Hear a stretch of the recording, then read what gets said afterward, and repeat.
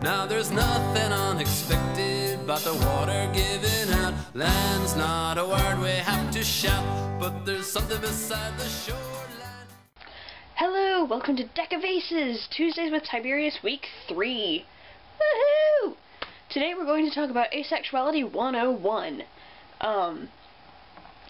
So, without further ado, the textbook definition of asexuality is a lack of sexual attraction.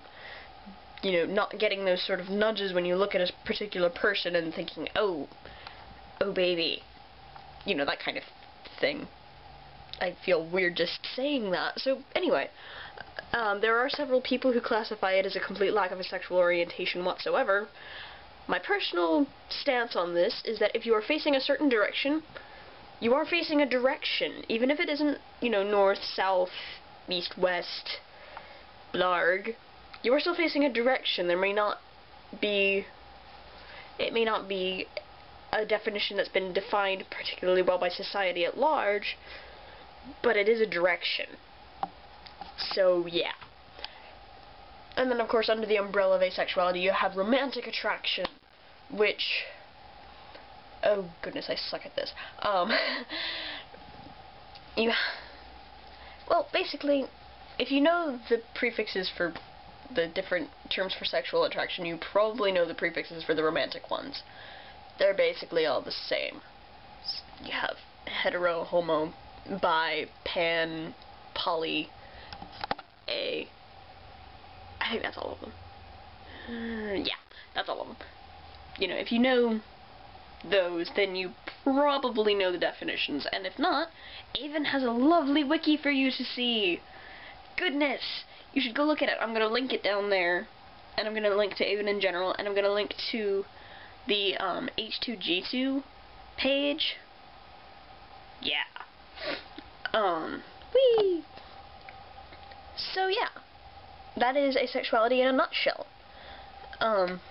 It's a very cake-filled nutshell too, and there's kittens. It's awesome. Now asexuality as it applies to me. Let's see. Good. I honestly, okay. I do not have any knowledge of what it's like to be sexual, to have those nudges. At one point, I think I had tried to convince myself that I did feel those sort of nudges, and then I realized, no, you idiot, you're not feeling that sort of nudge, you're just trying to not feel abnormal. So there's that. There's really not a whole lot about my life where, you know, my sexuality causes any sort of conflict with people. It's mostly just internal for me. Admittedly, there was one point where my English class just sort of, I kid you not, there was a day where members of my English class interrogated me about my favorite kind of cake. I don't know why, but they just randomly started asking me about my favorite kind of cake. And I was like, well, this is peculiar, but whatever. You know, it was entertaining. So there's really not a whole lot of that sort of thing that happens where it's like, oh, this is an application to everyday life. You know, like you hear in math problems. Like, some people consider their sexuality to have the practical application of consumer math. I consider it to have the basic practical application to everyday life as, you know, calculus. I very rarely have to bring it up. I can bring it up. It causes interesting conversation, but I don't have to. So there's that. And like I'm trying to think.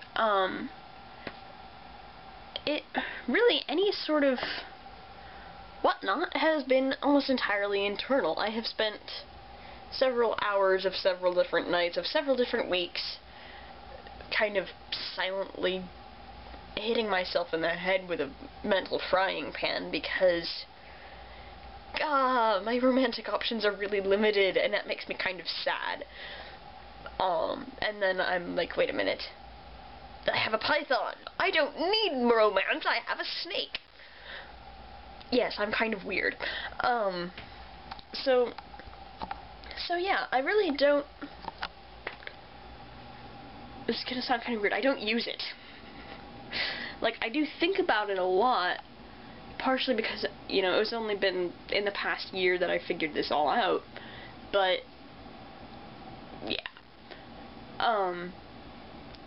The repulsion bit is a slightly different matter because it does cause slight problems. I discovered, to my dismay, that Tumblr does not have a safe search option. I almost puked. With me, I cannot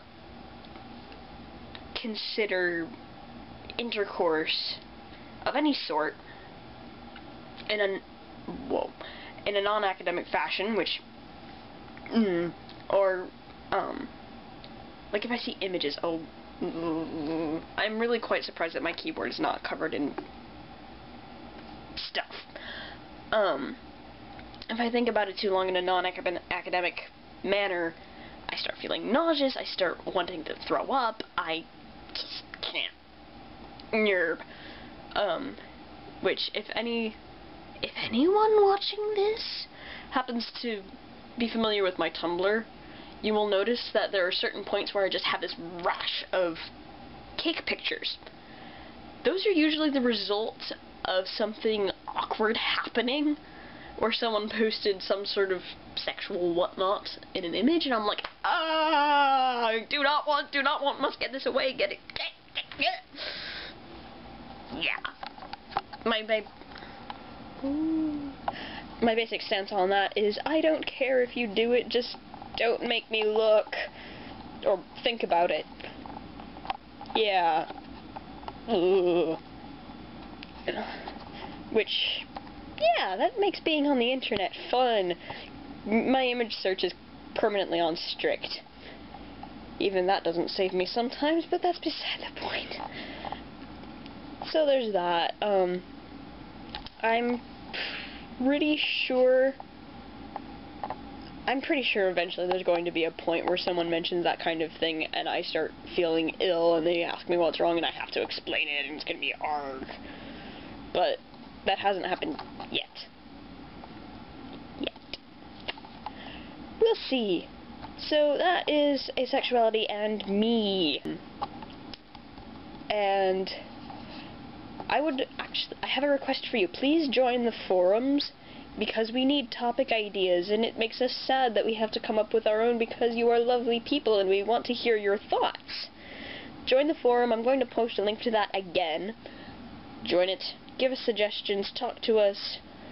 Blarg. And at the moment we have kind of an open, not really audition, but like open thing for people who want to join the team. So, yeah. Blarg. And I think that's really about it. So, be seeing you. Safety and peace.